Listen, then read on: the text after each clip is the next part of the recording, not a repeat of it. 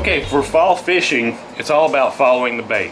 These fish are focused on one thing this time of year, and that's eating and feeding up to survive the winter months, the cold weather when there's not so much bait around. Well, bait fish are pretty predictable.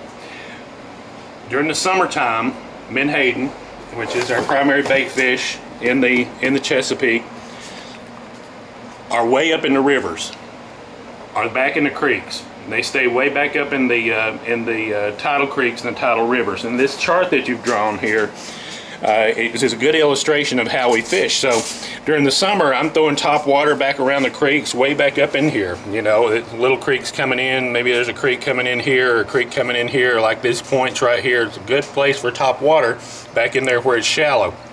And sometimes I'm talking 2 or 3 feet. As the seasons change and fall moves around, those menhaden and also river herring are going to move out of the streams and move toward the ocean. And so they're going to move out of these creeks, and they're going to start moving out of the creeks into the rivers. A month or so ago we were fishing the rivers, but that's changed now. We're in November, we're in mid-November now, so the bait is moving on out as the water gets colder. Water temperatures are down around 50 degrees right now, sometimes high 40s. And so right here is the area that we want to be concentrating on, the mouths of the tidal rivers, because that's where the bait is, and that's where the rockfish can hide on these ledges and round up the bait and feed up. As the water gets colder, some of the rockfish are going to move on out of the bay, out toward the bridge tunnel, even on out into the ocean. But a lot of them stay right here. And what they do is they just move right down into these deep holes. They like it down there deep where the water is going to be salty and warmer. And sometimes it might just be a degree or 2 warmer, but that's enough to hold them. And they'll be stacked up down there in these deep holes.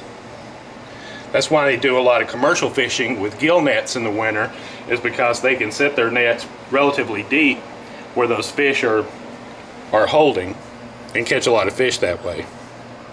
You can catch them in the winter, but you just really have to stay after them. I mean, sometimes, you know, you'll be jigging a 40-foot hole for 3 or 4 hours to catch a fish. So you got to really want to go fishing to do that. That's why we like to fish the warm water discharges, or around the Bay Bridge, rock piles, and places like that in the winter, where there's a lot more mixing of the water and a lot warmer water up shallower. It makes the fish a little easier to catch. But you can still catch them in the winter. You just got to get down there deep where they are and just pound it out.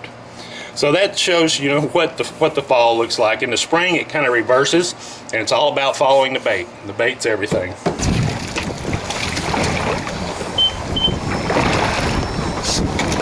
Well, oh, shit, there you go. That's the release. You're going to turn him loose anyway. Yeah, I would like to.